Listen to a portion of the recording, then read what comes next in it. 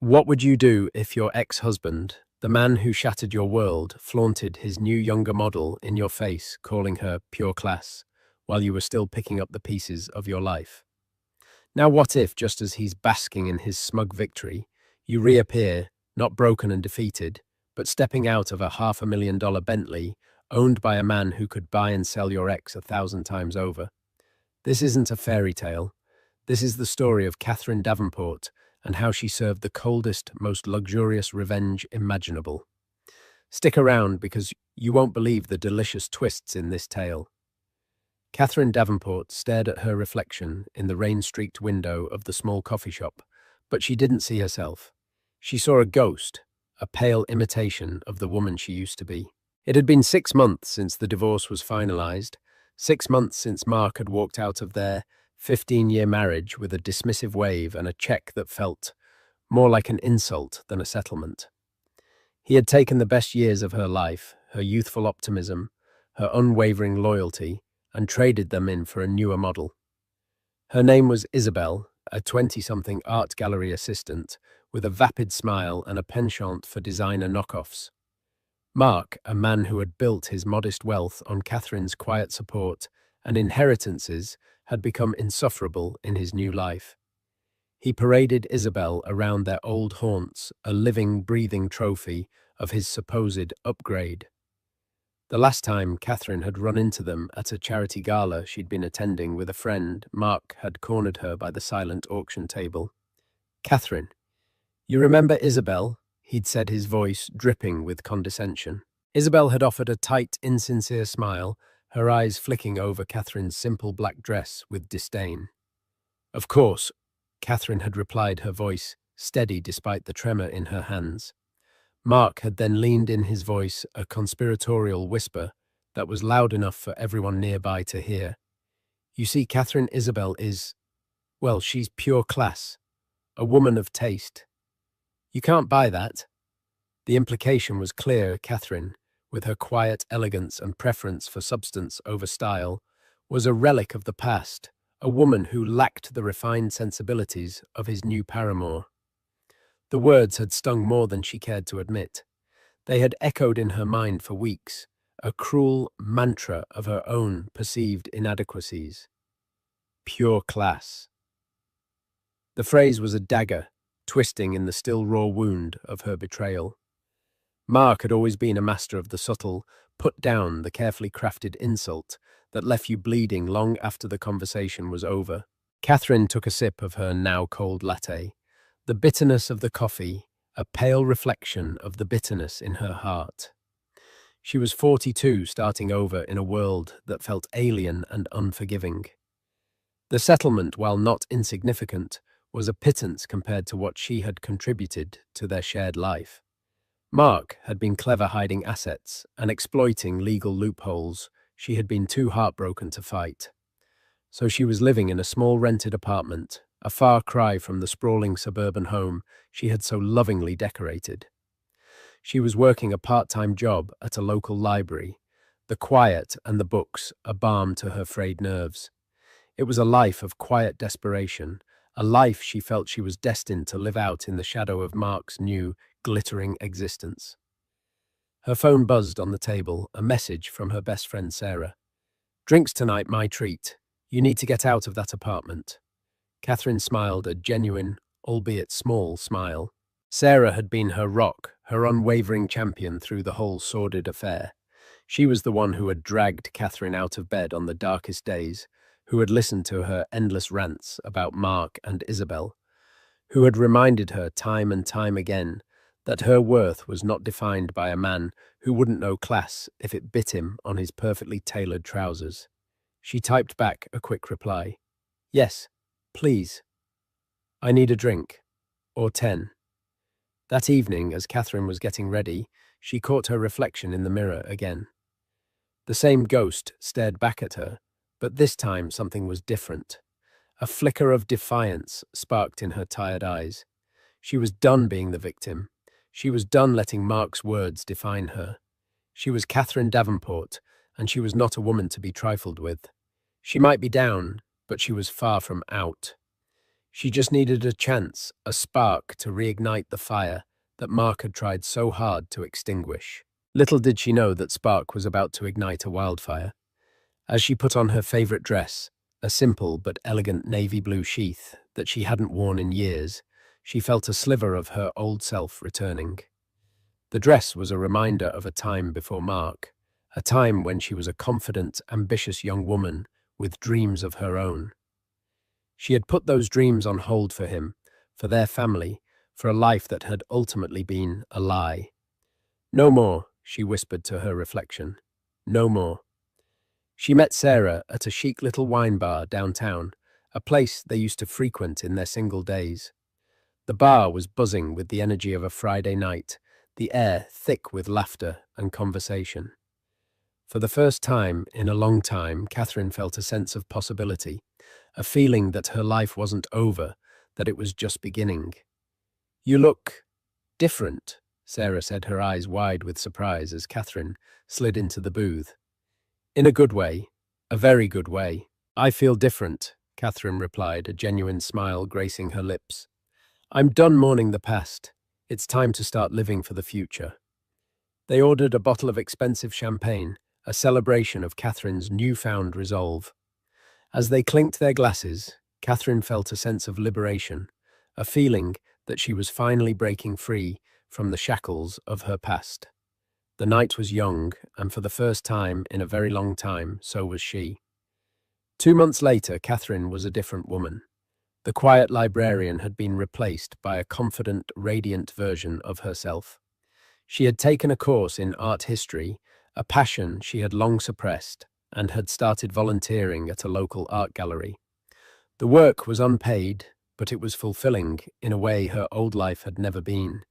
She was surrounded by beauty, by history, by people who appreciated her intellect and her passion. One rainy Tuesday afternoon, as Catherine was cataloguing a new collection of modern sculptures, a man walked into the gallery.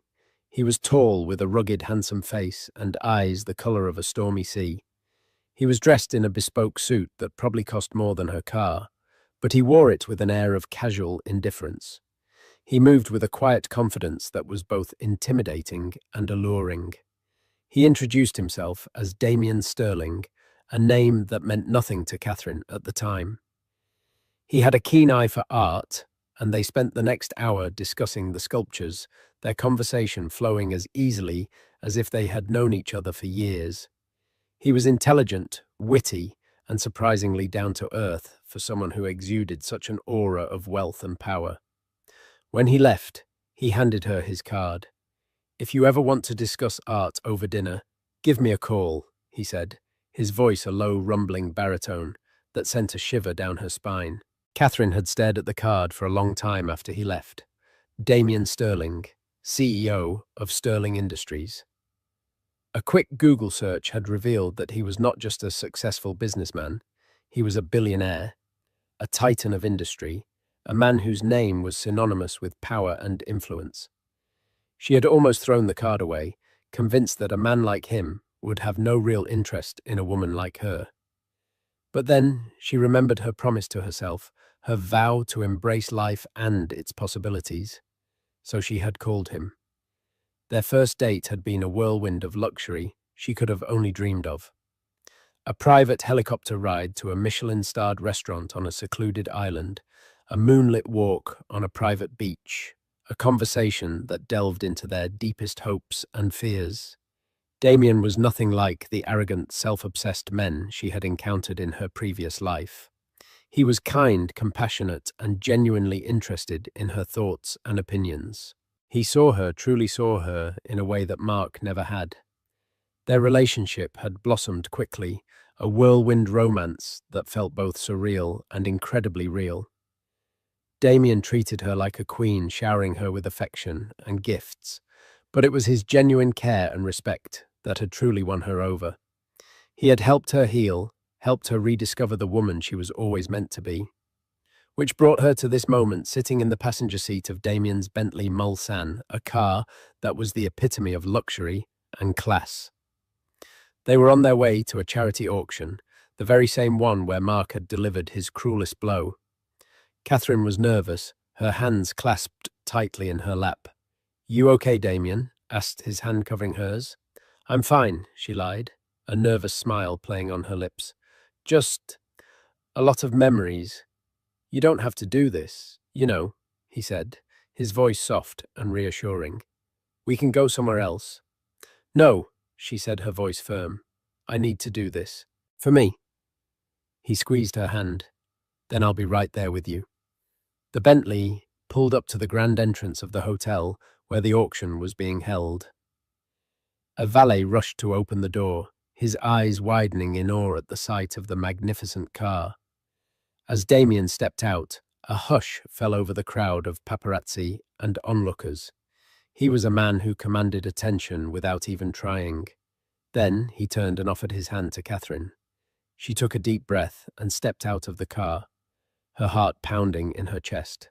She was wearing a stunning floor-length emerald green gown that Damien had insisted on buying for her, a diamond necklace glittering at her throat. She looked and felt like a movie star. And then she saw them. Mark and Isabel standing near the entrance, their jaws practically on the floor. Mark was staring at her, his face a mask of disbelief and shock. Isabel's perfectly made-up face was contorted in an ugly sneer of jealousy and rage. Catherine met Mark's gaze, a small knowing smile playing on her lips. She didn't have to say a word. The Bentley, the dress, the man by her side, they said it all. She was no longer the broken, pathetic woman he had discarded. She was a phoenix risen from the ashes of their marriage, more beautiful and powerful than ever before.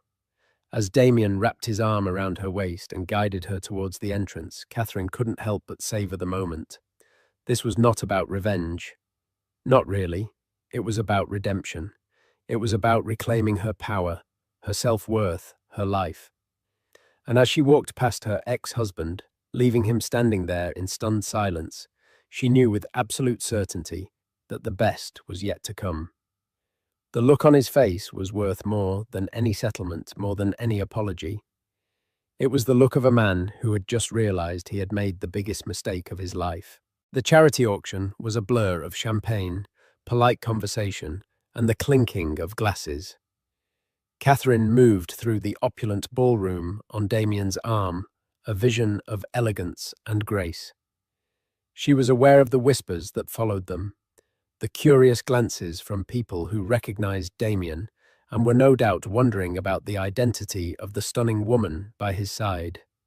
But for the first time in her life, she didn't care what other people thought. She was too busy enjoying the moment, basking in the warmth of Damien's affection and the intoxicating feeling of her own newfound power. She saw Mark and Isabel across the room, huddled together in a corner, their heads bent in what looked like a heated argument. Isabel was gesticulating wildly, her face a mask of fury.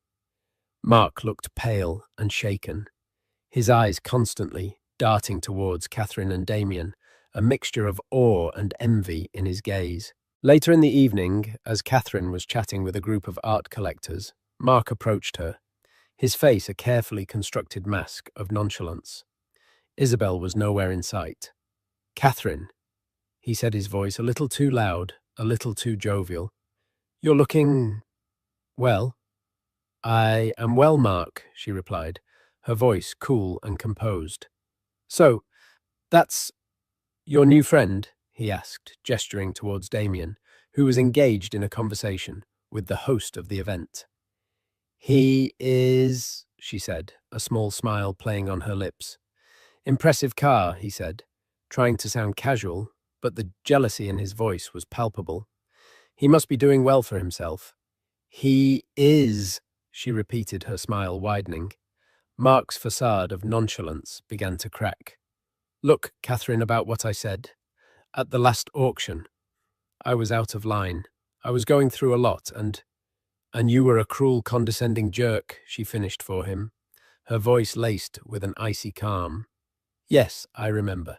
Mark flinched as if she had slapped him. I'm sorry."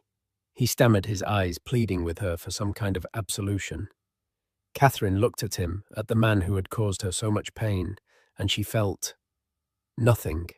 The anger, the hurt, the bitterness, it was all gone.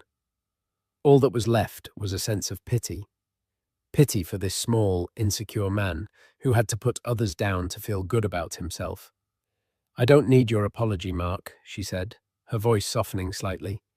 "I'm happy, truly happy, and I hope for your sake that you can find some semblance of happiness too."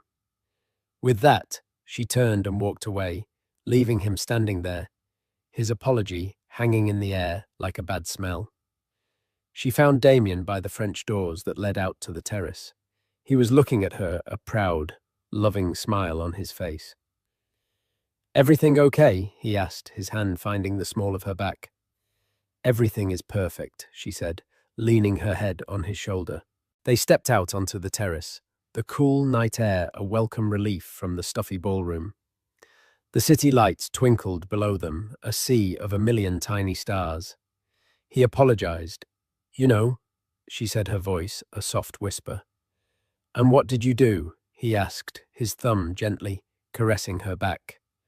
"I told him I didn't need it," she said, a sense of peace washing over her. "And I meant it. I'm finally free of him, Damien. Truly free."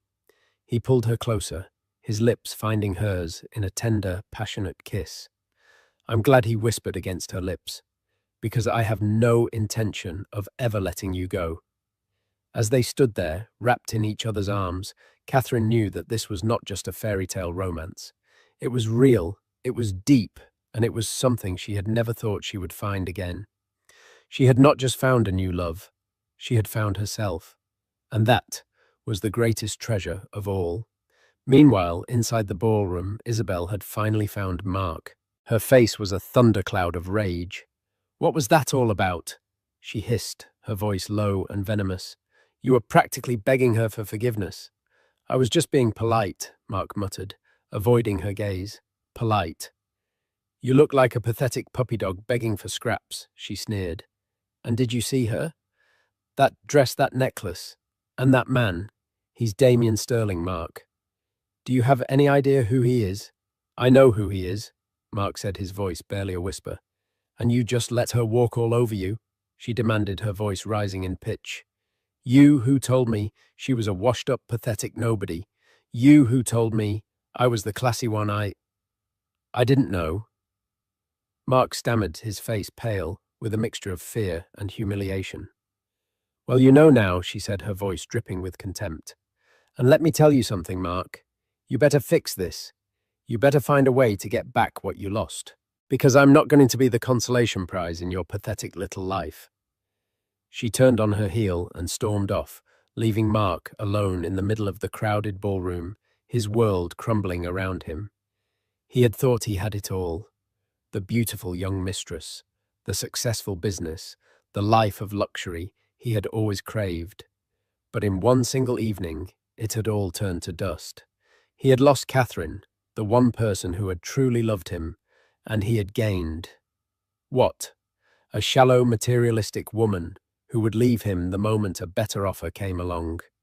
He looked across the room at Catherine, laughing with Damien Sterling, a picture of pure, unadulterated happiness.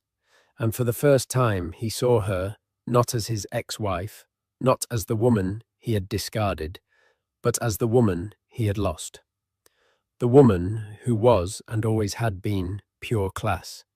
And in that moment, he knew with a gut-wrenching certainty that he had made the biggest mistake of his life, a mistake that would haunt him for the rest of his days. The weeks that followed the charity auction unfolded like a dream Catherine had forgotten she was capable of having. Life with Damien was a whirlwind of breathtaking experiences that systematically erased the grey monotony of her recent past. One week, they were in a private villa in Tuscany, learning to make pasta from a cheerful nonna and drinking Chianti as the sun set over rolling hills. The next, they were navigating the vibrant, chaotic souks of Marrakesh, his hand a constant, reassuring presence at the small of her back. He introduced her to a world she had only read about, a world of art, culture, and effortless luxury. He didn't just spoil her with material things. He nurtured her soul. He would listen for hours as she spoke about her rekindled passion for art history, his questions sharp and insightful. He remembered the name of her favorite sculptor, and a week later a rare monograph on the artist's work would appear on her bedside table.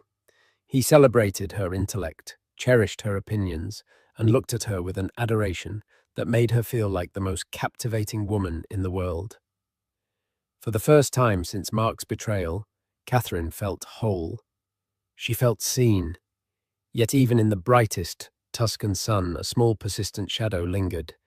It was a faint, almost imperceptible disquiet that began as a whisper in the back of her mind.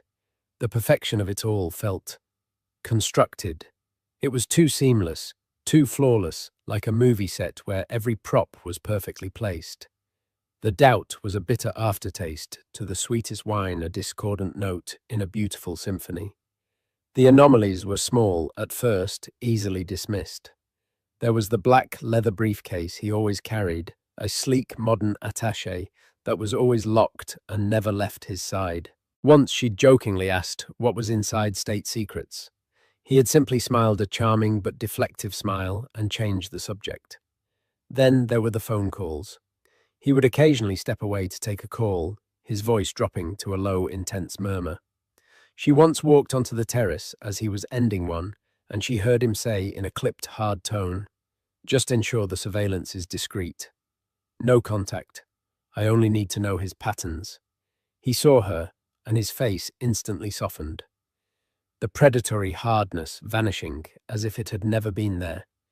"Just a tedious business matter, my love," he'd said, kissing her forehead. But the words surveillance and patterns echoed in her mind. Her anxiety began to crystallize around his past. He spoke of his success in broad strokes of building his empire from nothing, but the specific details were always vague. When she asked about his family, his childhood, or his life before he became Damien Sterling Titan of industry, he would offer beautifully articulated, but ultimately empty anecdotes. He was a master of turning a conversation, of making her feel cherished and heard while revealing nothing of substance about himself. She felt a familiar, sickening lurch of fear. Was she being a fool again? Was her desperation for love making her blind? She confided in Sarah over lunch one afternoon, laying out her fears like a hand of losing cards. "So, he's private and has a mysterious briefcase," Sarah said, arching a skeptical eyebrow. "Catherine, the man is a billionaire. They're not exactly open books. You're happy for the first time in years. Don't let the ghost of that monster Mark poison this. Maybe just trust that this is real." Catherine wanted to believe her.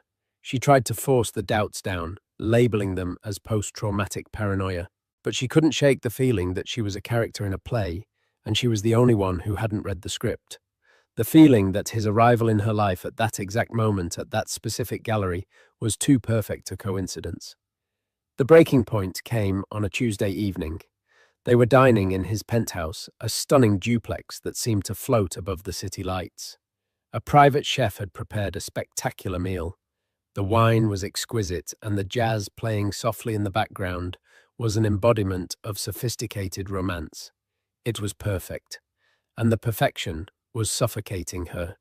She looked at him across the table, at this handsome, brilliant, attentive man who had rescued her from the ashes of her life. Her heart ached with love for him and with the terrifying fear that none of it was real. Her hands trembled as she put her fork down.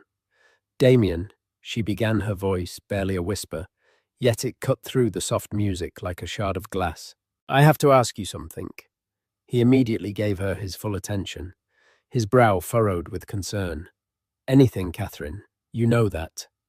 "This," she said, gesturing vaguely at the opulent room at their life. "Us. It has been the most wonderful period of my life." Her voice broke slightly. "But it feels like a fairy tale. And I've learnt the hard way that fairy tales aren't real. I need to know the truth. Why me? Of all the women in the world, why did you walk into that specific gallery on that specific day and choose me?" A profound stillness fell over him. The charming smile, the relaxed confidence, it all fell away, replaced by an expression of deep, soul-crushing weariness. He looked like a man who had finally reached the end of a very long and painful road. He stared at her for a long moment, his stormy eyes filled with a galaxy of emotions she couldn't decipher. I was hoping, he said, his voice raspy with regret, that I would never have to answer that question, or that, by the time you asked it, it wouldn't matter anymore. He rose from the table and walked to the floor-to-ceiling windows, his back to her as he gazed down at the glittering city below. When he finally spoke, his voice was heavy, each word weighted with the burden of 2 decades. I didn't find you by chance, Catherine. There was no coincidence. I sought you out. The blood drained from her face. The floor seemed to drop away beneath her. What do you mean? He turned to face her, his expression raw with a pain that mirrored the sudden agonizing bloom of her own. I mean that I knew your ex-husband. I knew Mark Davenport long before you ever did. He began to talk, and the story that spilled from him was one of profound friendship and the bitterest betrayal. They had grown up in the same working-class neighborhood, 2 ambitious boys with dreams far bigger than their surroundings. Damien was the visionary, the genius coder. Mark was the salesman, the charismatic face of their partnership. Together in a cramped garage, they created a revolutionary piece of software that was poised to change the face of data compression. They were on the verge of securing their first round of major funding. He was my brother, Damien, said his voice thick with the memory of a ghost. I trusted him with my life, with my future. But Mark's ambition was a cancer. He secretly negotiated a side deal, sold their proprietary code to a major corporation for a fraction of its worth, and filed a patent under his own name just days before the sale. He took the money and vanished, leaving Damien with a mountain of debt, a lawsuit from their initial investors, and a heart so thoroughly broken it would take 20 years to mend. He didn't just steal my work, Catherine. He stole my identity. He erased me from my own story. I lost everything. He walked back towards her, his eyes blazing with the cold fire of a long-nurtured grudge. So, I rebuilt. I worked 20-hour days, fueled by coffee and rage, and every success, every dollar I made was just a means to an end. The end was always Mark. I promised myself that one day I would be so powerful that I could crush him without a second thought. And then 6 months ago, I was reading a financial journal, and there was a small piece on up-and-coming real estate moguls, and I saw his name, and next to it, in an article about his recent messy divorce, there was a picture of you. He knelt before her, taking her cold, trembling hands in his. I saw the pain in your eyes. It was the same look I saw in my own reflection in that empty garage all those years ago. It was the look of betrayal, and in that moment, a plan was born. A cruel, perfect, vengeful plan. A plan she whispered the words like acid on her tongue. To use me. Was I just a pawn, a weapon to aim at your enemy? Yes, he admitted, his honesty more painful than any lie. At first, that's all it was. I would sweep in the billionaire savior. I would give you a fairy tale life, and the sight of you on my arm, happy and radiant, would be the first turn of the screw in Mark's public humiliation. It was a cold, calculated move in a war he didn't even know was coming. He squeezed her hands, his gaze desperate pleading. But then, the unthinkable happened. The plan went wrong. I met you. I actually met you, Catherine. I listened to you talk about art with such passion. I saw your kindness, the quiet strength you carried, despite what he did to you. I saw your grace, your wit, your soul.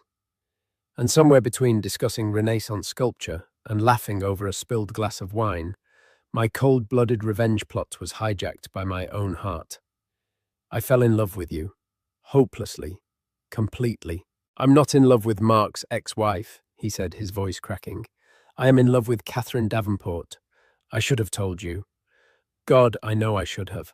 But I was a coward. I was so terrified that if you knew how this all started, you'd see me as just another man who wanted to use you, and I would lose you. And losing you, That is a loss I don't think I could survive. Catherine stared at him, her mind a raging tempest. Anger warred with a gut-wrenching hurt. She had been a pawn. Her fairy tale was founded on a lie. But beneath the storm, a strange current of empathy stirred. She looked into his eyes and saw not a manipulator, but another of Mark's victims, one whose wounds were far older and deeper than her own. They were two people bound by the collateral damage of one man's insatiable greed. She pulled her hands from his and stood up, walking to the window herself. For a long moment she just breathed, watching the distant impersonal lights of the city. Mark had tried to destroy them both. He had almost succeeded. And now, fate or Damien's calculated plan had brought them together. What was she to do? Walk away and prove Mark the victor in both their stories? Or...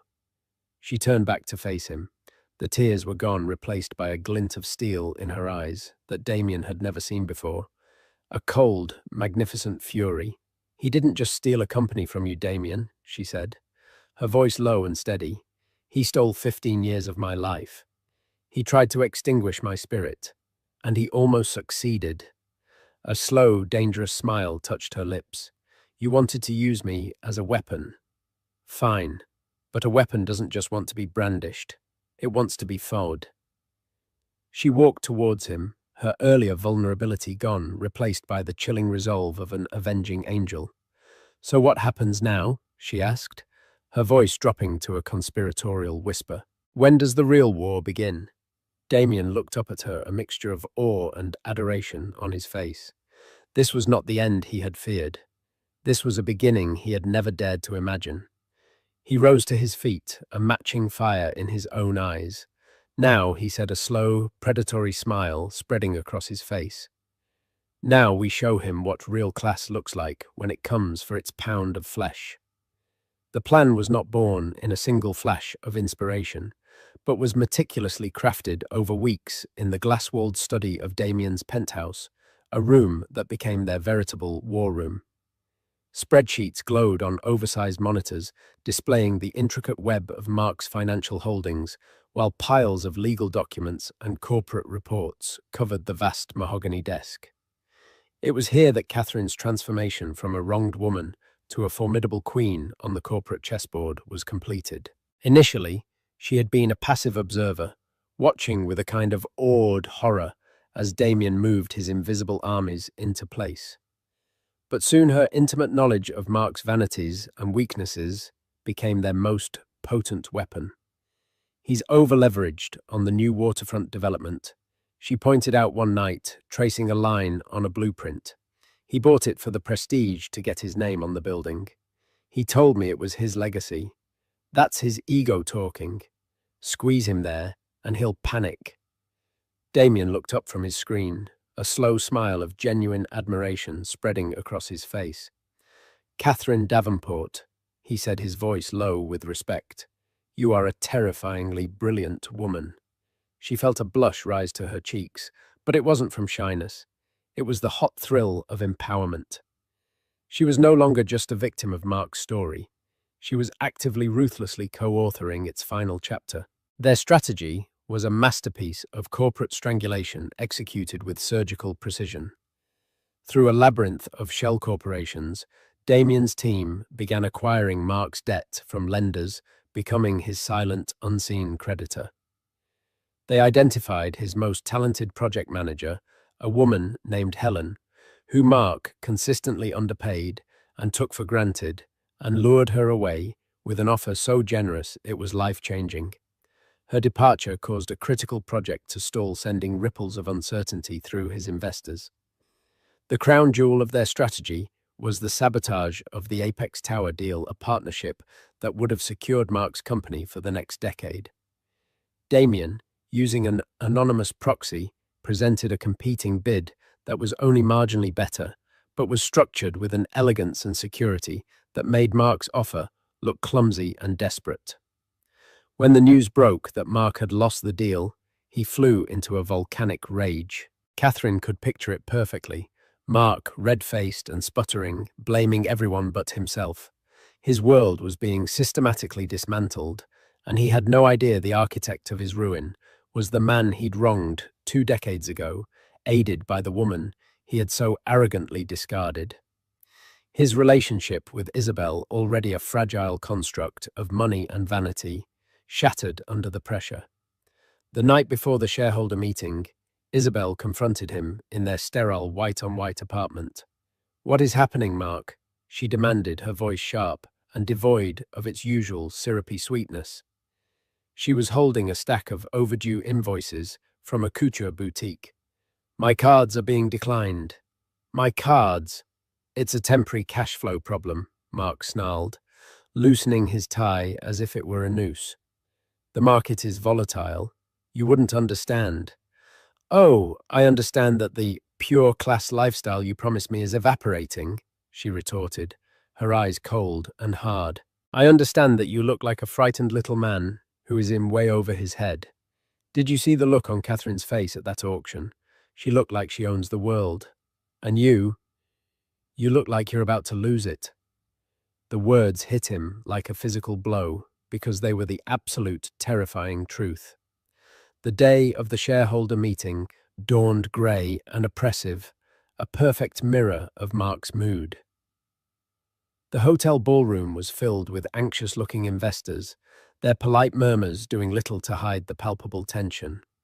Mark stood at the podium, sweating under the stage lights, launching into a desperate rambling speech about long-term growth and synergistic opportunities. He was a captain trying to convince his passengers that the ship wasn't sinking, even as the water lapped at their ankles. It was then that the grand double doors at the back of the ballroom swung open. A hush fell over the room. Every head turned. Damien Sterling and Catherine Davenport stood framed in the doorway, a tableau of immense power and breathtaking elegance. Damien was in a perfectly tailored charcoal suit, his presence radiating an almost gravitational pull. But all eyes were on Catherine. She wore a bespoke sheath dress of brilliant scarlet red, the color of power, of fire, of blood. A simple, elegant diamond choker encircled her throat. Her expression was serene, her gaze level, and as her eyes met Mark's across the cavernous room, he saw no trace of the broken woman he had left. He saw his executioner. He faltered, mid-sentence, his voice catching in his throat. The carefully constructed artifice of his confidence crumbled into dust. They moved down the central aisle with unhurried grace, the crowd parting before them like the Red Sea. A nervous hotel employee scurried to place 2 chairs for them directly in the front row. They sat, a silent, regal tribunal, their very presence a judgment. When Mark's pathetic speech finally petered out, there was a moment of awkward silence before the chairman, a man already in Damien's pocket, cleared his throat. "We will now hear from a representative of our new majority shareholder," he announced. Damien rose smoothly and walked to the podium. He didn't look at Mark. He adjusted the microphone and scanned the faces of the stunned audience. "Good morning." His voice, calm and amplified, filled every corner of the room. "My name is Damien Sterling." He paused, letting the weight of his name settle. "As of 9 a.m. this morning, my holding company, Sterling Conglomerate, completed its acquisition of a 51% controlling interest in Davenport Properties. As such, I will be assuming the role of CEO effective immediately." A tidal wave of gasps and frantic whispers swept through the ballroom. Mark's face went from pale to ashen. He looked like a man who had just seen his own ghost. Some of you may be wondering why Damien continued, his voice taking on a harder, colder edge. A massive screen behind him flickered to life. "To understand the future of this company, you must first understand its fraudulent origins." He then proceeded with the dispassionate precision of a prosecutor to lay Mark's entire life bare. An old photograph appeared on the screen, 2 young, hopeful men, Damien and Mark, standing in front of their first office. Damien narrated the story of their partnership, their shared dream. Then documents appeared, the original code they had written, the business plan. He followed it with the patent filing Mark had secretly made in his own name and the bank records showing the wire transfer from the competitor he'd sold it to. The evidence was irrefutable, a digital tombstone for Mark's career. This company, Damien declared, his voice ringing with righteous fury, was built on a foundation of theft. Its first seed money was the price of a stolen dream and a shattered friendship. It was too much for Mark. The decades of lies, the carefully maintained facade, the crushing weight of his public disgrace. It all culminated in a single primal scream of rage. He lunged from his chair, a wild animal cornered, and with nothing left to lose his target, Damien's throat. But Damien had been waiting for this for 20 years. He simply sidestepped a matador, avoiding a dying bull. Mark, propelled by his own momentum, stumbled past him, lost his footing on the polished stage, and crashed to the floor in a heap of expensive ruined wool. He lay there, gasping for breath, a broken, humiliated man. His eyes, wild and pleading, found Catherine's. She rose from her chair and walked to the edge of the stage, looking down at him, not with hatred, but with a profound and chilling finality.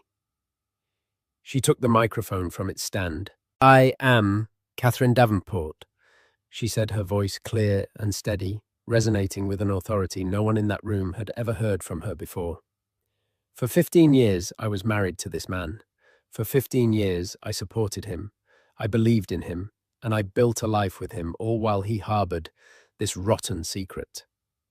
Her gaze then swept the room until it landed on Isabel, who was frozen in her seat, so white, her face a mask of horror. "And you?" Catherine's voice dripped with an icy contempt that made Isabel flinch. "You who were so quick to judge me. You who were paraded around as his shining example of pure class." She let the phrase hang in the air, a poisoned dart. "True class, Isabel, isn't about the label on your dress or the price of your champagne. It's about integrity. It's about character. It's about not hitching your wagon to a hollow man built on a mountain of lies. Look at your prize now." Isabel's face crumpled. With a strangled sob, she scrambled from her chair and fled the ballroom, a blur of designer fabric and public shame. Catherine placed the microphone back on its stand. The work was done. She looked at Damien, who watched her with an expression of boundless love and awe. He offered her his hand. She took it, and together they turned their backs on the wreckage of Mark Davenport's life and walked out of the ballroom, not towards vengeance, but towards the clean, bright and limitless horizon of their future. The implosion of Mark Davenport's world was not a quiet affair. It was a deafening public spectacle. The shareholder meeting had been the lit fuse, and the resulting explosion ripped through the city's financial district with breathtaking speed. News outlets, smelling blood, descended like vultures. The story was irresistible, a tale of youthful betrayal, a 20-year quest for vengeance, and the stunning rise of a scorned ex-wife. Mark's face, once a symbol of smug, self-made success, was plastered across newspapers and websites, now twisted in a permanent grimace of humiliation. He was no longer Mark Davenport, CEO. He was Mark Davenport, the fraud. His calls went unanswered. His business partners, once eager to clap him on the back, now crossed the street to avoid him. The empire he had built on a foundation of lies crumbled into dust, its assets absorbed into the new, dynamic entity that Catherine and Damien were building in its place. He lost the penthouse, the luxury cars, the custom suits. Within weeks, he had lost every trapping of the life he valued above all else.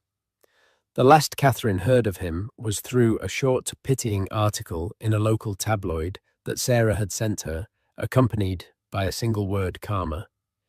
The piece described him being seen leaving a dingy walk-up apartment building, far from the glittering heart of the city, his shoulders stooped, his face gaunt and unshaven. He was a ghost haunting the ruins of his own life. For a fleeting moment, Catherine felt a pang of something akin to sadness, not for the man he became, but for the deluded man she had once loved so desperate for validation that he'd destroyed everyone in his path, including himself. She quickly dismissed the thought. Pity was a luxury he hadn't earned. He was a consequence of his own creation. Isabel's exit was as predictable as it was swift. Her brand of pure class was a currency that was only valuable when backed by a platinum card. With Mark's fortune gone, her affection evaporated. Catherine saw her once months later in the glossy pages of a society magazine. She was clinging to the arm of a leathery, ancient-looking shipping magnate, her smile fixed and bright, her eyes holding the same vacant ambition. She was a beautiful, predatory vine, forever seeking a stronger tree to climb. Damien glanced at the photo over Catherine's shoulder and remarked, dryly, "Some people never learn to build their own gardens." That Catherine thought was the perfect epitaph for both Isabel and the man she had abandoned. In stark contrast, Catherine and Damien's world was one of construction. They renamed Mark's former company Phoenix Legacy, a name that felt both defiant and deeply personal. They didn't just run it, they transformed it. Damien, with his strategic mind, saw the big picture, the market trends, the financial architecture. But it was Catherine who gave the company its soul. The quiet elegance and appreciation for substance that Mark had once mocked became their greatest asset. She spearheaded the redesign of their corporate identity, curated the art in their new offices, and insisted on an ethos of transparency and integrity that stood in sharp contrast to the company's previous incarnation. She discovered a ferocity and an acumen she never knew she possessed.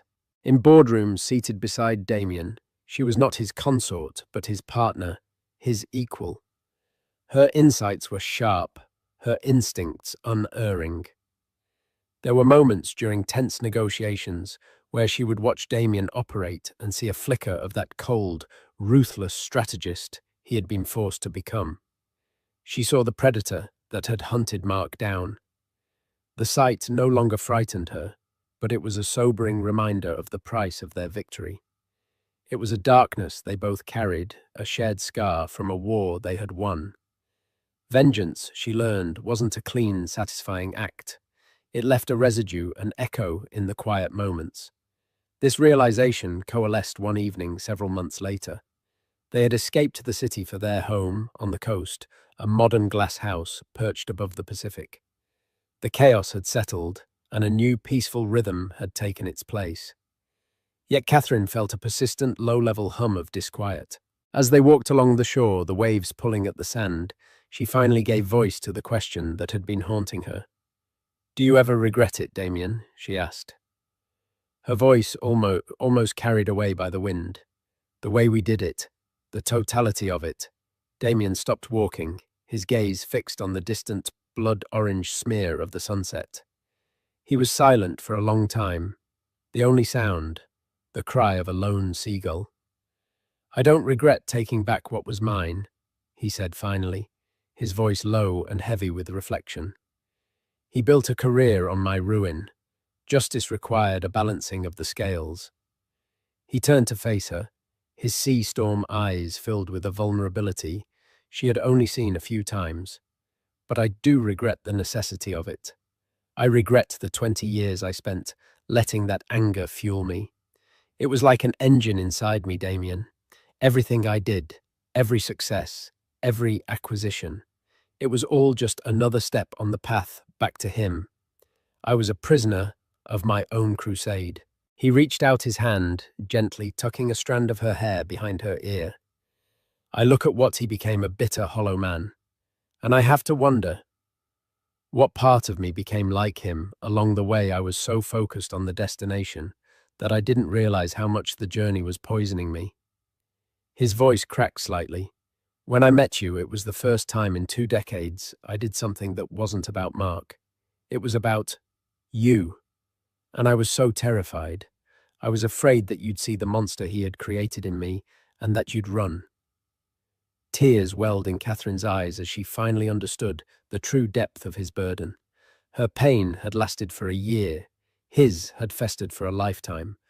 "I was running my own revenge plot, you know," she admitted softly. Mine was just smaller. I just wanted to see his face when I stepped out of that Bentley. I wanted one moment of victory, but it spiraled into this, into a corporate war. And I won't lie, a part of me loved it. A part of me loved watching him fall. And that part of me, it scares me a little. We saved each other, Damien whispered, pulling her into a fierce, protective embrace. You showed me that there was a life to be lived after revenge. You were the light at the end of a very long, very dark tunnel. And you, she murmured into his chest, you showed me that I was a phoenix, not just ashes. They stood there, locked together, as the last light of day bled from the sky, the waves washing the shore clean. It wasn't an absolution, but an acknowledgement. The past wasn't erased. Its echoes would always be there, but they were no longer ghosts haunted by it. They were survivors, builders, partners who had taken the rubble of their respective betrayals and constructed a new empire, not of wealth, but of a profound, hard-won love. Their happily ever after wasn't a fairy tale gift. It was a fortress they had built together brick by painful, beautiful brick. And as they walked back toward the warm lights of their home, hand in hand, they knew it was a fortress that could withstand any storm. So, what's the real takeaway from Catherine's incredible story? It's more than just a tale of epic revenge. It's a powerful reminder that your worth is never determined by someone else's opinion of you. It's about finding your own strength, your own class, in the face of betrayal and disrespect. Catherine didn't just get a billionaire boyfriend. She rediscovered herself, her passion, and her power. She proves that sometimes the greatest comeback isn't just about showing up in a Bentley, it's about building a life so full and happy that the past simply fades into insignificance. If this story of empowerment and sweet, sweet justice resonated with you, do me a huge favor. Hit that like button, share this video with someone who needs to hear it, and make sure you subscribe to the channel for more true life stories that will have you on the edge of your seat. Drop a comment below and let me know what you think Mark's life is like now. In a world dripping with champagne and false smiles, a man thought he had won. He stood in the center of it all, his new fiancée on his arm and her designer bag, a trophy against his side, a symbol of everything his ex-wife supposedly wasn't. He was about to make a toast to his own brilliance, to his perfect upgraded life, but he never got the chance. The doors opened and a ghost from his past walked in, not broken, but remade in silence and steel. And in her hand, she held a simple piece of black metal that was about to burn his entire world to the ground. The air in the grand ballroom of the Pierre Hotel was thick with the scent of money and hydrangeas. It was the annual Starlight Benefit, a night where New York's old money scions and new money titans mingled under the glittering chandeliers, their laughter echoing off the frescoed ceiling. This was Marcus Thorne's natural habitat. He navigated the crowded room with the practiced ease of a shark in familiar waters, a triumphant smirk playing on his lips. On his arm was Tiffany Sterling, a woman who seemed poured from a champagne flute, all bubbles and blonde ambition. Her dress was a shimmering column of silver. Tom Ford, clinging to curves that had been meticulously sculpted by diet discipline and the best plastic surgeon on Park Avenue. But the centerpiece of her ensemble, the item Marcus kept steering her to present to onlookers, was the bag, and it wasn't just a purse, it was a statement. A Himalayan crocodile Birkin with white gold and diamond hardware. Its price tag was equivalent to a down payment on a Manhattan apartment, and Marcus treated it like a holy relic. Darling, just hold it up a little, he'd murmur, his voice a low purr of satisfaction as they approached another cluster of guests. Let the light catch the diamonds. Tiffany would oblige, her smile bright, but her eyes holding a flicker of something else. Boredom, perhaps, or the weary resignation of a beautiful object constantly on display. Marcus, you're simply incorrigible, cooed Beatrice. Dubois, a woman whose face was pulled so tight It looked like a porcelain mask. That bag is divine. Tiffany, you are a lucky, lucky girl. Marcus beamed his chest, puffing out. Only the best for my Tiff. She has a taste for the finer things in life, an appreciation for true quality. It's refreshing. The barb was aimed at a ghost, a woman not present in the room, but who lived rent-free in the most bitter corners of his mind, his ex-wife, Sophia Reyes. To hear Marcus tell it, their divorce had been an act of mercy, a release from a woman who couldn't keep up. Sophia, he'd tell anyone who would listen, was simple. Sweet, of course, but utterly lacking in the ambition and sophistication required to be his partner. She was the comfortable Ford he'd learned to drive in, but he was a man destined for a Bugatti. I remember Marcus said, lowering his voice, conspiratorially to Beatrice and her husband, a portly banker named Charles I once bought Sophia a lovely little Cartier bracelet, a love bracelet, classic elegant. Do you know what she said? They leaned in hungry for the gossip.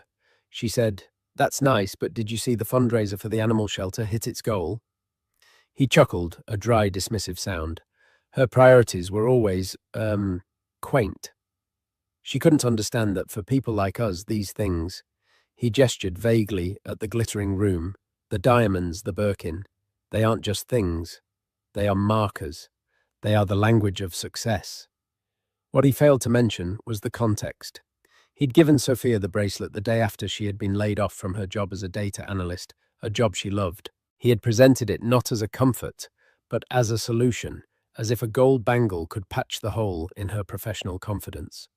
Her comment about the animal shelter wasn't a non sequitur. She was the one who had built the fundraising website, who had spent months volunteering her skills to help them reach that goal.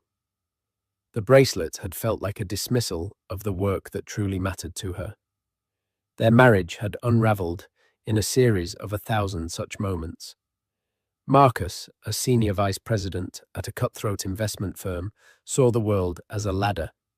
Every person, every object, every action was either a step up or a step down. He had been enamored with Sophia's quiet intelligence and earthy warmth when they were young, when her steadiness was a comforting anchor to his frenetic ambition. But as he climbed, he began to see her as dead weight.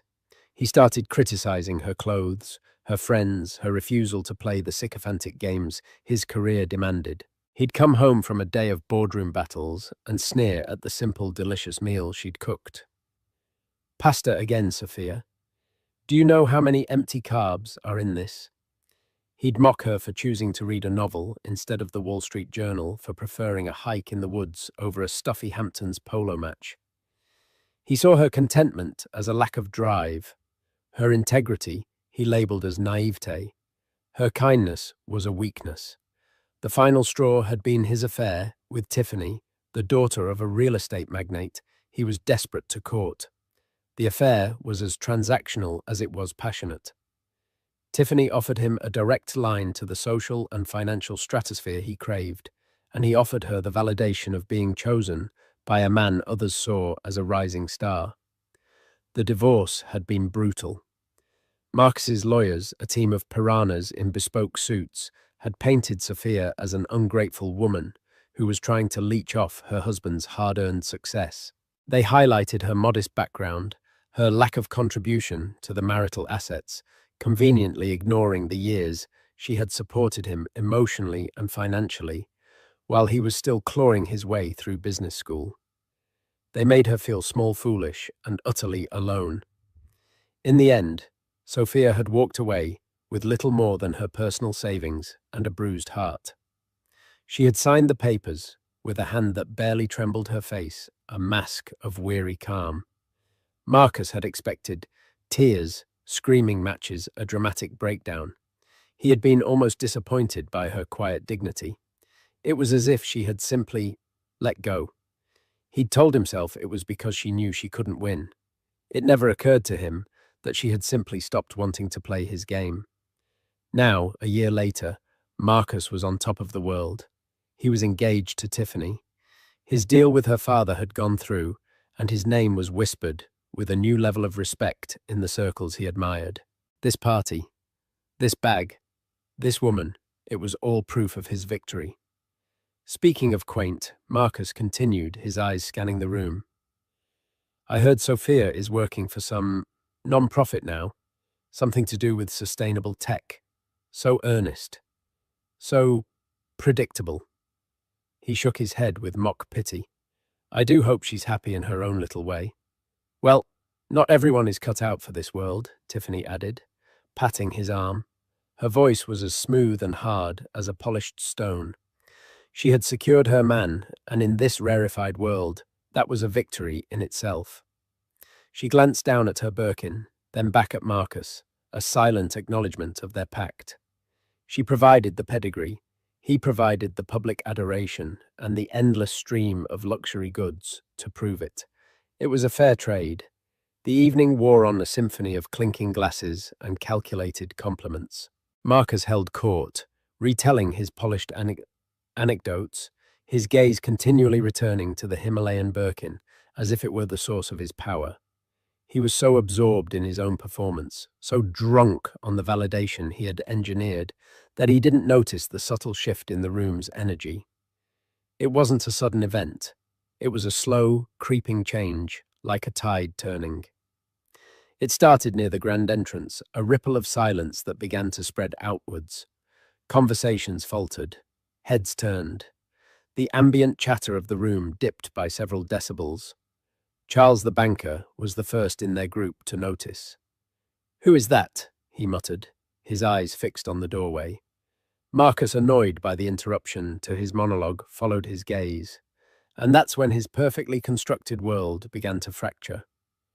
The woman standing in the grand archway of the ballroom was at first glance unrecognizable. She wasn't making a grand entrance. There was no preening, no pause for effect. She had simply walked in, handing her wrap to an attendant, her movements fluid and unhurried. She was talking quietly to the event's host, a revered philanthropist named Elizabeth Sterling, no direct relation to Tiffany, a fact that always secretly irked her. This woman's presence commanded attention, not through ostentation, but through an aura of profound self-possession. Her hair, which Marcus remembered as a cascade of unruly dark waves she was always trying to tame, was now styled in a sleek, elegant chignon at the nape of her neck. Her dress was a simple floor-length sheath of midnight blue silk. It bore no flashy logos or ostentatious beadwork. It was a masterpiece of tailoring its quiet elegance, speaking far louder than Tiffany's shimmering silver sheath. It was a dress that didn't wear the woman. The woman wore the dress. It took Marcus a full 10 seconds for his brain to process the impossible. The woman was Sophia. His first reaction was a jolt of pure, unadulterated shock, followed by a hot surge of anger. What was she doing here? This was his world, his victory party. Her presence felt like a violation, a spectre at his feast. He had meticulously curated this evening to celebrate his new life, a life built on the ashes of the one he'd shared with her. Her being here felt like a deliberate act of provocation. Tiffany noticed the sudden tension in his body. Marcus. "What is it?" she asked. Her voice tight. She followed his line of sight, and her perfectly glossed lips parted slightly. "Is that—" "Yes," Marcus hissed his knuckles, white around the stem of his champagne flute. Sophia wasn't supposed to be here. The cheapest ticket to the Starlight benefit was $10,000. The idea of Sophia, who he imagined was living a frugal life on a meager, non-profit salary, being able to afford entry, was laughable. Had she snuck in? Was she working the event? The thought was mortifying. He watched as Elizabeth Sterling greeted Sophia, not with the polite air one gives to a staff member, but with a genuine warm embrace. They spoke for a moment, their heads close together, and then Elizabeth laughed a rich, genuine sound that carried across the momentarily hushed room. She gestured towards a man standing nearby, a man who had been half hidden in the shadows of the entrance. The man stepped forward, and a new wave of whispers rippled through the ballroom. This was not some anonymous plus one. This was Damien Chevalier. Damien Chevalier was a legend, a titan of the tech industry who had started with nothing and built a multi-billion-dollar empire based on disruptive, forward-thinking technology. He was notoriously private, rarely photographed, and almost never attended social events like this. He was a kingmaker, an investor whose backing could turn a fledgling startup into a global powerhouse overnight. His presence at a party was more valuable than any celebrity endorsement, and he was standing beside Sophia, not just beside her, but with a look of quiet admiration in his eyes as he listened to whatever she was saying. He was dressed in a flawlessly tailored tuxedo, yet he exuded an air of casual indifference to the opulence surrounding him, as if he owned the room and everything in it, and had simply forgotten about it. "What is she doing with Damien Chevalier?" Tiffany breathed, her voice a mixture of awe and venom. The Himalayan Birkin on her arm suddenly felt a little less magnificent. Its value was monetary, a known quantity.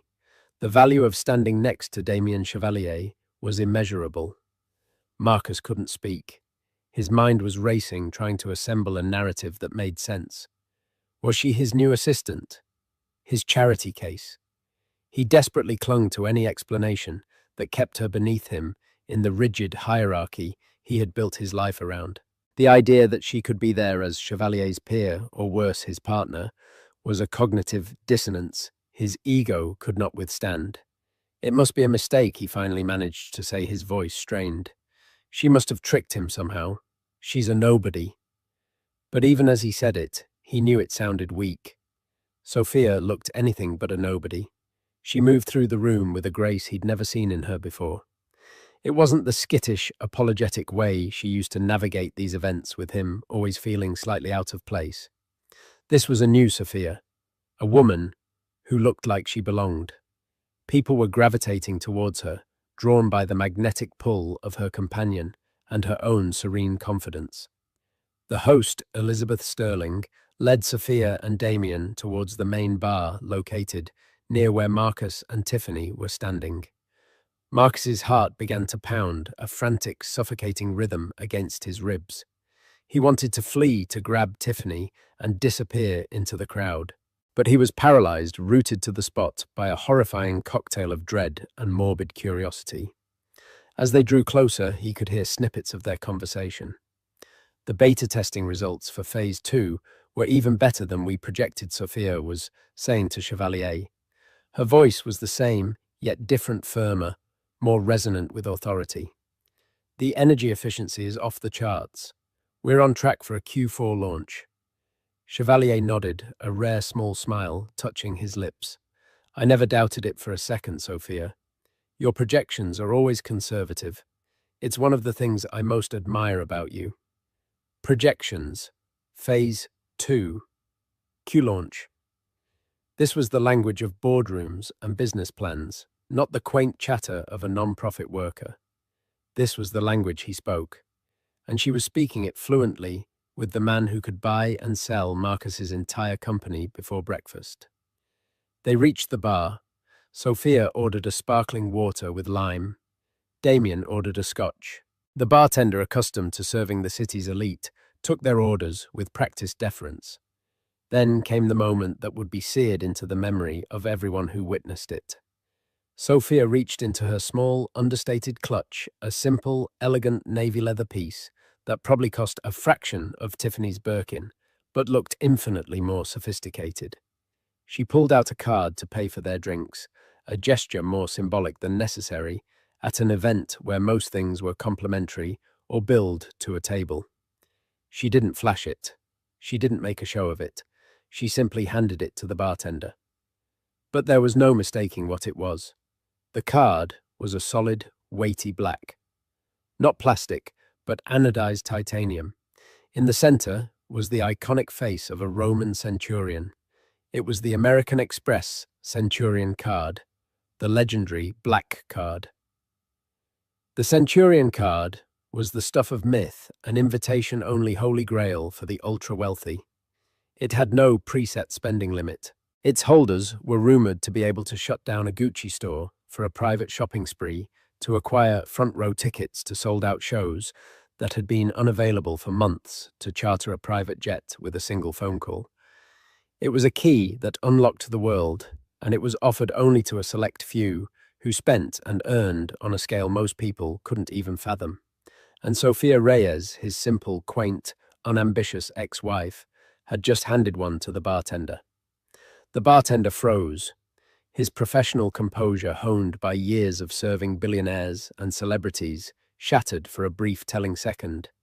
He stared at the card, then at Sophia, his eyes wide with a new profound level of respect.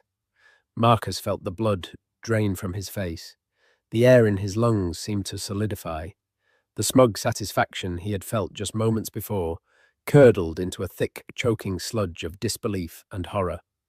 Tiffany gasped a small, sharp sound. Her eyes were locked on the black card, then darted to her own prized possession, the Himalayan Birkin. The bag, which had been her badge of honor all evening, a symbol of her superior status, suddenly looked kshrish, vulgar. It was an object you could buy. The card in Sophia's hand was a symbol of a world you had to be invited into. The silence around them was now absolute. Everyone who had been watching, pretending not to watch, had seen it. The gesture was small, but the implication was catastrophic. It was a nuclear bomb detonated in the middle of Marcus Thorne's victory party. Sophia seemed oblivious to the shockwave she had created. She took her water from the bartender, who was now handling her with the reverence usually reserved for royalty, and turned back to Damien Chevalier. But before she could take a sip, she looked up and her eyes met Marcus's. For a long, stretched-out moment, there was no one else in the room. Her expression wasn't triumphant or smug. It wasn't angry or vengeful. It was calm. A calm, clear-eyed gaze that held a flicker of something he couldn't quite decipher. Pity, perhaps. In that single devastating glance, Marcus Thorne understood. He had not won. He had not upgraded. He had made the single greatest miscalculation of his entire life.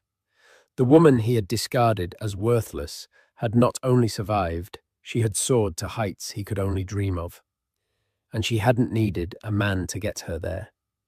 The black card wasn't a gift from Damien Chevalier. Marcus knew with a certainty that chilled him to the bone that it was hers. The moment the bartender's professional composure fractured was the moment Marcus Thorne's universe began to unravel. It wasn't a dramatic gasp or a dropped glass. It was something much more telling, a sudden stillness. The man's hands, which had been a blur of fluid, practiced motion, simply froze over the polished mahogany of the bar. His eyes, accustomed to seeing every form of wealth and power, widened almost imperceptibly as they fixed on the object in Sophia's hand. It was a piece of solid, anodized titanium, its matte black surface absorbing the light of the chandeliers rather than reflecting it. It seemed to possess its own gravity. The American Express Centurion, the mythical black card, lay on the bar between them, not presented with a flourish, but with the casual indifference of someone handing over a library card. That casualness was its true power. A bubble of silence expanded outward from the bar, silencing conversations in its path. Beatrice Dubois, mid-syllable, in a piece of vicious gossip, let her jaw hang agape, her surgically tightened face a mask of disbelief. Charles, the portly banker, instinctively straightened his tie, his mind a human abacus frantically trying to compute this new impossible variable. The card wasn't just a symbol of wealth. It was a symbol of entry into a club so exclusive that most people in that room, billionaires in their own right, had never received an invitation. Marcus felt the blood drain from his face, a cold, sickening rush that left him lightheaded. The ambient noise of the party, the clinking glasses, the polite laughter, the soft music, faded into a dull roar, the sound of blood pounding in his own ears. For a terrifying second, the room seemed to tilt on its axis. He stared at the card, then at Sophia's profile. She was the same woman he had divorced, the same dark hair, the same curve of her cheek. Yet she was a complete stranger. It was as if she had been replaced by a perfect, far more formidable replica. Tiffany's gasp was sharp beside him, a small, wounded sound. Her perfectly manicured hand, which had been resting possessively on his arm, tightened its grip, her nails digging into his bicep like tiny talons. Her eyes were wide locked on the piece of black metal. In a single, horrifying instant, her Himalayan Birkin, the five-figure trophy she had worn all night as a badge of supremacy, was rendered utterly meaningless. It was a frivolous, expensive toy. The card was an instrument of global power. The bartender, recovering himself with a slight shake of his head, took the card as if handling a sacred artifact. "Of course, Ms. Reyes," he murmured, his voice laced with a newfound profound deference. "Ms. Reyes, not Mrs. Thorne." The name was another blow, another severance from the past he thought he had defined. Sophia simply nodded, taking the sparkling water he offered. She turned from the bar, her movements unhurried and graceful, and her eyes, as if drawn by the sheer force of his panic, met Marcus's. It was the longest moment of his life. He had expected to see triumph in her gaze, a smug, "I told you so" glint that would have been at least familiar. He was prepared for anger, for hatred, for any fiery emotion that would prove she was still invested, that he still had a hold on her. He saw none of it. Her expression was one of serene, almost clinical detachment. It was the look a scientist might give a failed experiment just before turning off the power. It was a look of pure, unadulterated irrelevance. Then she turned her back on him. That simple pivot of her body was the most violent act of dismissal he had ever experienced. It was a final, damning verdict on him, on their history, on his entire existence.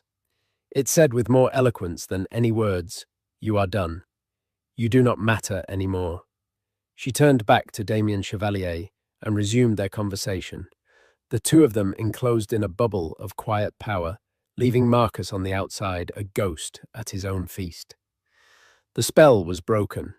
The chatter rushed back into the room, but its tone and subject had irrevocably shifted. The whispers were no longer admiring tales of Marcus Thorne's ascent, but frantic, confused questions about Sophia Reyes's resurrection. "Did you see that the centurion?" That was his ex-wife, the simple one he left. Simple. "She's with Damien Chevalier, and I heard Elizabeth Sterling call her a visionary. My God, what does that make him?" The social sharks could smell blood in the water, and they were beginning to circle. Marcus Tiffany hissed her voice, a tremor of controlled panic. Her face was chalk white beneath her meticulously applied bronzer. "What is going on? What is this? You have to do something." "Do what?" He mumbled, his mind still reeling, unable to process the sheer scale of his miscalculation. "Fix it," she demanded, her grip on his arm becoming painful. "They're not just looking at her, Marcus. They're laughing at us. At me." He looked at her then and saw not a partner, but a terrified co-conspirator whose cover had just been blown. Her fear was not for him, but for her own reflection in the eyes of their peers. That realization, sharp and cold, was enough to spur him into action. He was fueled now by a desperate primal need to reclaim the narrative, to find a flaw in her perfect new reality, to prove that he was still the protagonist of this story. Shaking off Tiffany's hand, he started moving through the crowd, his gait stiff with a false bravado. He pushed past a waiter, ignoring the man's indignant protest. His eyes locked on Sophia's back. Each step was an agony. He could feel the weight of 100 pairs of eyes on him, their curiosity curdling into pity and contempt. It was a walk of shame across a battlefield he hadn't even known he was fighting on.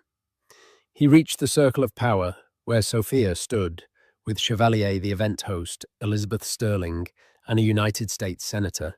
He arrived just in time to hear the senator, a man known for his sharp intellect and political influence, speak to Sophia with undisguised admiration. "Your work is truly groundbreaking, Ms. Reyes," Senator Thompson said, shaking her hand warmly. My staff briefed me on Helios Innovations last month. What you're doing for renewable energy storage isn't just good for the environment. It's a matter of national security. Your battery technology could fundamentally change our country's energy independence. It's revolutionary. Ms. Reyes, her company, Helios Innovations. The words slammed into Marcus with the force of a physical blow. A non-profit worker. A quaint charity case. This was the language of global impact, of policy-making, of power that dwarfed his own ambitions to run a new division at his firm. He had been playing for pocket change while she was playing for the entire world. Sophia turned then, her expression calm, as she sensed his looming presence. There was no flicker of alarm in her eyes, only a quiet, weary resignation. Marcus, she said, her tone perfectly, even acknowledging him as one might a piece of furniture that had been unexpectedly moved. How nice of you to join us. I don't believe you've formally met Damien Chevalier. Damien Chevalier, a man who radiated an almost gravitational pull, turned his attention to Marcus. His eyes were a piercing, intelligent blue, and they seemed to see everything: the bespoke suit that was slightly too tight, the sheen of sweat on his forehead, the frantic panic churning in his gut. Thorne Chevalier, said his voice, a low, resonant baritone that commanded silence. He made no move to offer his hand. Sophia has mentioned you. The statement was utterly neutral, yet it hung in the air, heavy with unspoken condemnation. Marcus felt his collar tighten. It's an honor, Mr. Chevalier, he managed to say, the words tasting like acid. I'm a great admirer of your work. The honor, Chevalier replied, his gaze shifting back to Sophia, with unmistakable respect, is all Sophia's. I don't invest in balance sheets. I invest in visionaries who can execute. It's a rare combination. Sophia has it. He paused, his eyes sweeping briefly over Marcus. Many people who think they do, don't. I'm just an investor, a very, very fortunate one. He smiled at Sophia. She's the visionary. Her company is going to change the world. The thinly veiled insult was a dagger twisted with surgical precision. Marcus was reeling desperately, searching for some way to regain his footing. I didn't know, he stammered, looking directly at Sophia, a pathetic plea in his eyes. You never said anything about... A faint, almost sad smile touched Sophia's lips. It was a smile of profound distance. We haven't spoken in over a year, Marcus, and if I recall, you weren't particularly interested in my quaint little projects back then.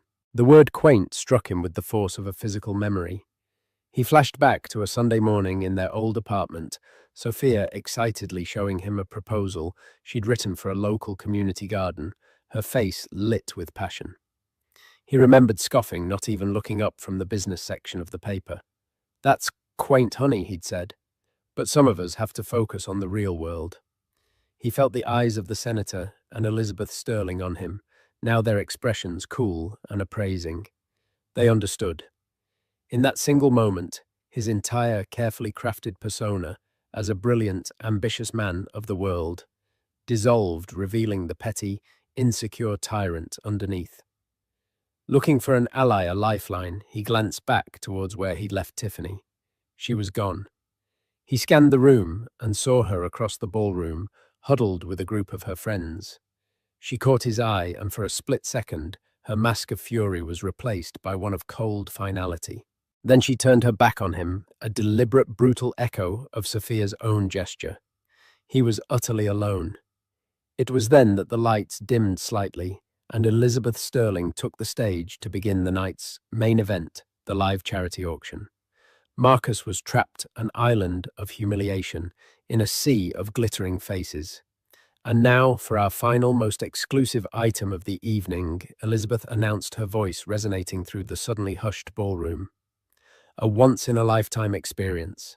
A private behind-the-scenes tour of the Large Hadron Collider at CERN in Geneva, Switzerland, guided by and followed by a private dinner with two of its leading particle physicists, Dr. Aris Thorne and Dr. Lena Petrova. This is a truly priceless opportunity to discuss the very fabric of the universe with the minds who are mapping it. We'll start the bidding at $50,000. A wave of excited murmurs rippled through the crowd. This was not a shot or a piece of jewelry. This was an intellectual trophy, a status symbol for the mind.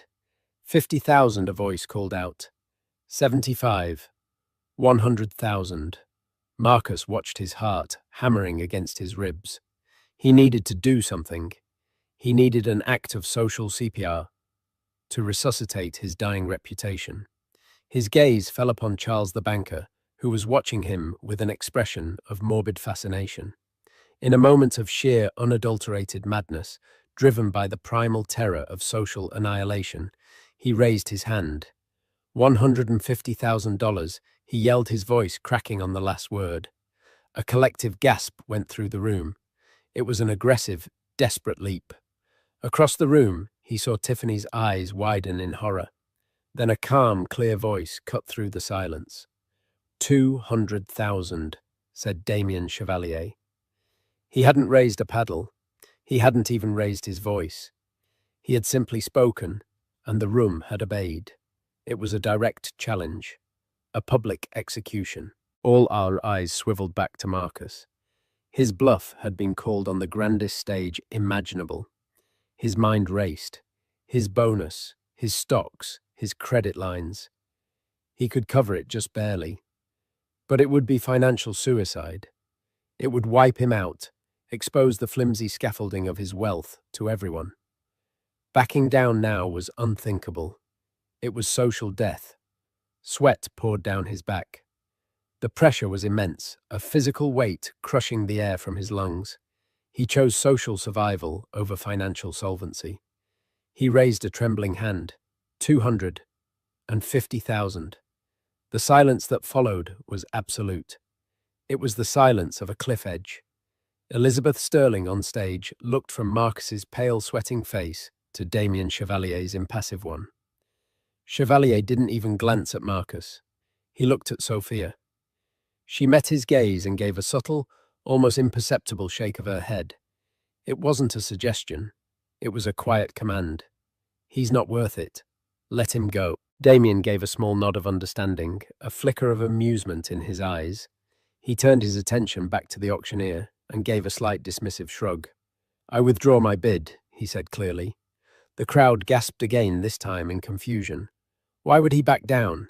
And then Sophia spoke. Her voice wasn't loud, but it cut through the entire ballroom, filled with a quiet authority that commanded absolute attention. She didn't raise a paddle. She didn't need to. She was no longer a participant in their game. She was changing the rules. Elizabeth, she said, addressing the host on the stage directly. Instead of a bid, Helios Innovations would like to make a donation. You're building a new STEM education center for underprivileged youth with tonight's proceeds. My company would like to design, build, and install a state-of-the-art solar power and battery storage system for the entire facility.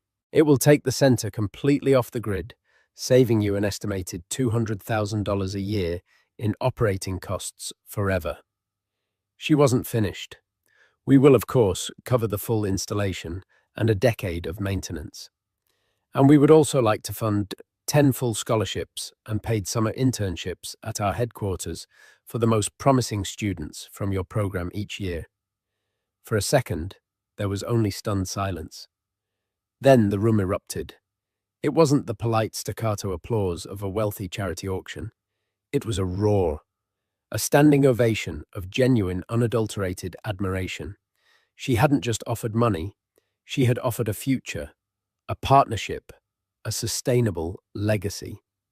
She had demonstrated a power that was generative and brilliant, making Marcus's desperate, ego-driven bid of $250,000 look like what it was. A pathetic, selfish gesture from a small, small man. The auctioneer, momentarily forgetting her role, banged the gavel with a starstruck smile. Sold, donation gratefully and ecstatically accepted. Thank you, Ms. Reyes. Thank you, Marcus.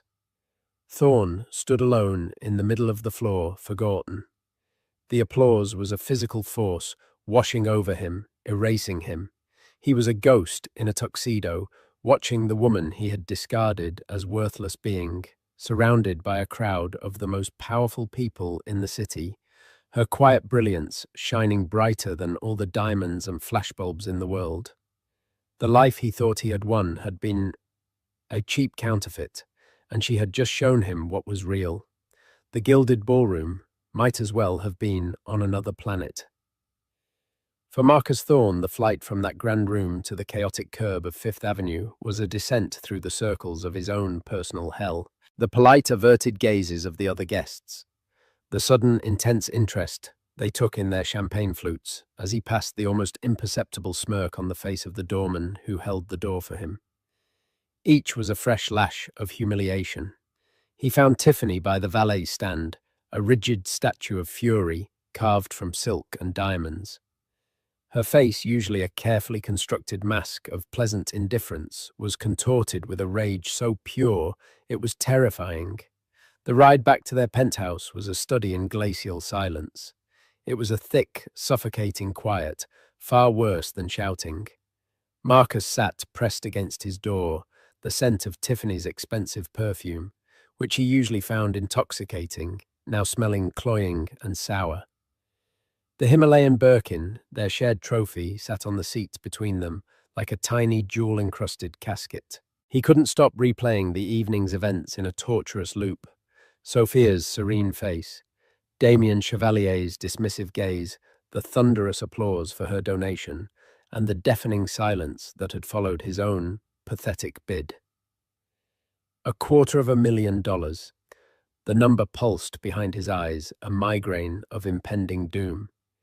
It wasn't just a pledge. It was a public declaration of a wealth he didn't truly possess. It was a lie that was about to come due. The moment the heavy door of their minimalist penthouse clicked shut, the silence shattered. How could you be so stupid?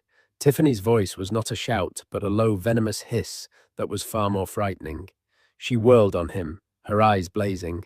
How could you be so blind? Quaint, Marcus. You called her quaint. How was I supposed to know? He shot back his voice, thin and defensive. She was working with non-profits, I thought. You didn't think she cut him off taking a step closer.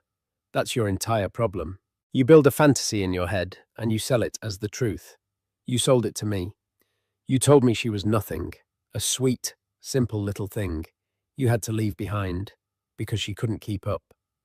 But that woman, back there, that woman is a titan. My father mentioned Helios Innovations at dinner last week. He said their new battery patent is a monster, that it's going to completely upend the energy sector. He said whoever got in on the seed round would be a king, and your ex-wife is the company. She paced the vast white living room, her silver dress a streak of angry light against the sterile decor.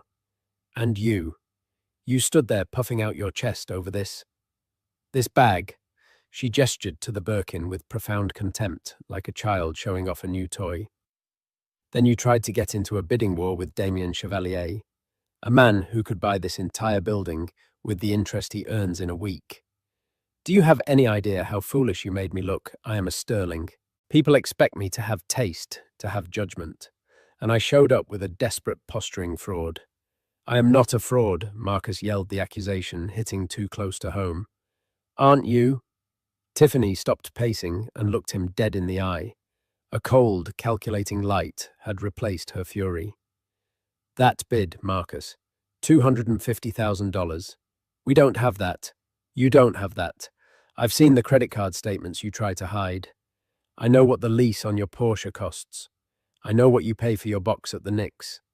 It's all smoke and mirrors. You're living on a razor's edge, pretending to be a master of the universe when you're one bad bonus away from ruin. The truth of her words knocked the air from his lungs.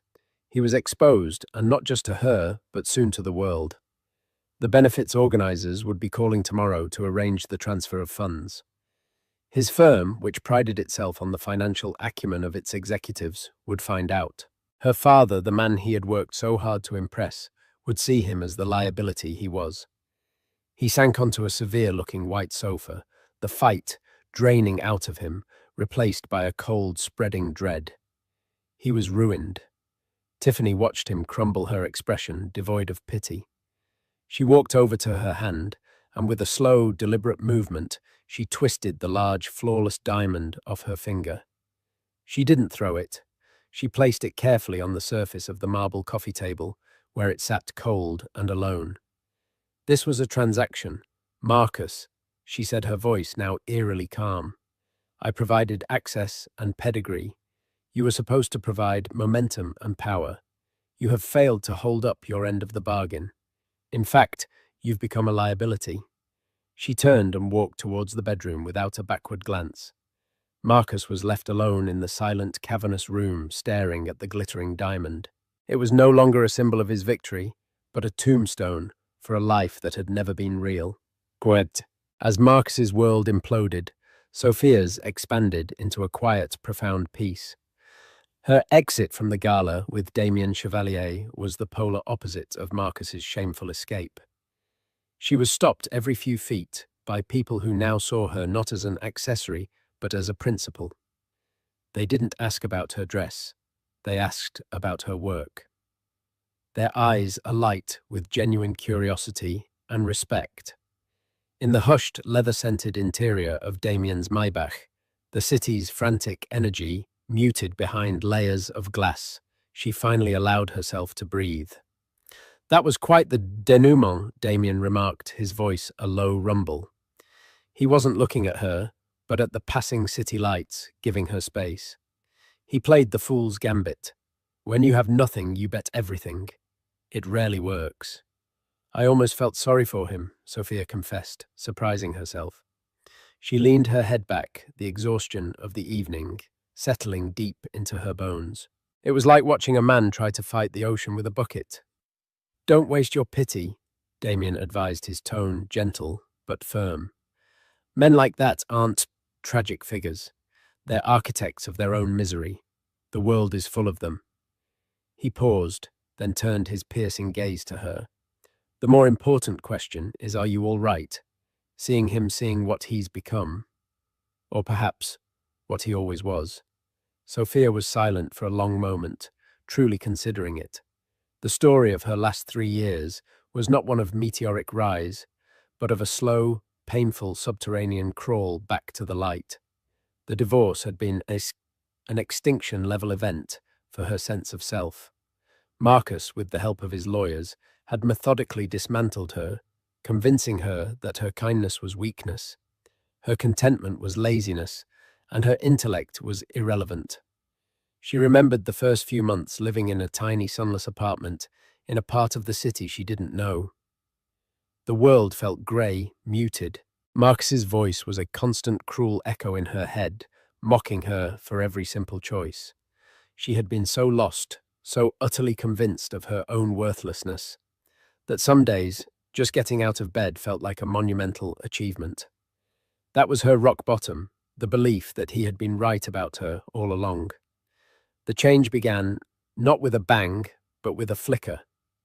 It was a visit to the public library, simply to be in a place that was warm and quiet. She found herself in the science section and picked up a book on data analytics, the field she had abandoned for him. As she read, tracing the elegant logic of the algorithms, with her finger, something deep inside her stirred. It was the part of her brain that Marcus had never been able to touch, the part that saw the world not as a ladder to be climbed, but as a vast, beautiful system of interconnected patterns. That flicker became a flame. She started volunteering her skills again, her quaint hobbies. She built a new inventory management system for a local food bank and optimized the delivery routes for a meal-on-wheels service. It wasn't about money or recognition. It was about rebuilding her mind, one line of code at a time. It was her rehabilitation. The idea for Helios Innovations was born from that work. While analyzing energy consumption data for a small environmental advocacy group, she saw the bottleneck. Everyone was focused on generating more solar power, but the real problem was storing it efficiently and cheaply. The batteries were the anchor holding the entire industry back. That night, she couldn't sleep. She filled a legal pad with frantic calculations and sketches. The concept that is that emerged was radical, a new battery chemistry based on biomimicry, mimicking the hyper-efficient energy storage structures found in phytoplankton. It used a carbon polymer framework and a saline electrolyte materials that were cheap, abundant, and non-toxic. She poured her entire divorce settlement, a sum that Marcus would have considered pocket change, into renting a small, grimy lab space in a Brooklyn warehouse. For the next year, that lab was her entire world. She lived on instant noodles and coffee, working 18 hours a day, sometimes sleeping on a cot in the corner. It was a punishing, lonely existence, punctuated by the stench of ozone from failed experiments and the constant threat of bankruptcy. But she had never felt more alive. She was building something real, something that mattered. When she finally had a stable working prototype, she took it to the VCs on Sand Hill Road. They were without exception dismissive. One portly, patronizing man had patted her hand after her presentation and said, "This is a very cute idea, sweetheart. Really. But maybe you should find a CEO type to be the face of it. It's a bit complex for a woman to lead." She had walked out of that office not defeated, but incandescent with rage. That rage fueled her for another 6 months, until a junior analyst, a young man who had been in one of those meetings and had been secretly impressed, risked his job to email her business plan to an internal contact at Chevalier Industries. Damien Chevalier's arrival at her lab had been like a thunderclap. He didn't send a subordinate. He came himself unannounced, stepping into her chaotic workspace with the unnerving calm of a man who owned the world. He didn't look at the mess. He looked at the complex equations covering her whiteboard. For 3 hours, he grilled her. He didn't ask about her background or her marital status. He attacked her science, her methodology, her market analysis with a ferocious intelligence. And she met him at every turn, defending her work, parrying his questions, proving she was his intellectual equal. At the end, he had simply nodded. "I'm in," he said. "Whatever you need. But you're the CEO. This is your vision. I'm just the fuel." "I'm all right," she finally said, her voice clear and steady as the Maybach glided through the quiet streets of her neighborhood. "He's not a ghost anymore. He's just a man I used to know. A man who bought a bag instead of building a legacy. The person he hurt, the woman who believed his lies. She doesn't exist anymore. He didn't destroy her. He just cleared the way for me." Damien gave a small, approving smile. "And the Centurion card. That was a particularly elegant touch." Sophia reached into her clutch and looked at the sleek, black titanium card. "Damien, when your company is operating in 17 countries and you have to book a last-minute flight from Tokyo to Berlin to close a deal on a new manufacturing plant, you learn that an Amex Platinum just doesn't cut it." She smiled a real unfettered smile. "It's not a status symbol. It's a tool, a necessary one." The car pulled up to her brownstone, a beautiful classic building with light spilling from the windows. It was a home that radiated warmth and history, the absolute antithesis of Marcus's cold, white penthouse. This was a place she owned, a space she had earned. As she stepped out, she turned back to Damien. "Thank you, Damien, for believing in the science." "Sophia." He replied, his expression serious. "I didn't bet on the science. I bet on the scientist." She walked up the stone steps, the key to her own front door, feeling solid and real in her hand. The confrontation with Marcus wasn't a victory. It was an epilogue to a book she had finished reading long ago. Her story wasn't about revenge. It was about resurrection. And as she stepped inside, leaving the noise of the city and the ghosts of her past behind, she knew with a certainty that settled deep in her soul that her work was only just beginning. So what's the real lesson here? It's not just about the satisfaction of seeing a scornful ex get his just desserts. It's a story about the incredible power of self-worth. Marcus saw value only in what could be flaunted, a designer bag, a trophy wife. He threw away Sophia because he couldn't assign a price tag to her quiet brilliance and deep integrity. But true value isn't something you wear, it's something you build. While he was busy chasing status, she was busy building an empire, not for revenge, but for herself. She didn't need to scream or fight. Her success was a quiet roar that silenced all his noise. Her story is a powerful reminder that the ultimate victory is becoming the person you were always meant to be, completely independent of anyone else's approval. If this story resonated with you, please hit that like button, share it with someone who needs to hear it, and subscribe for more stories of quiet strength and epic comebacks.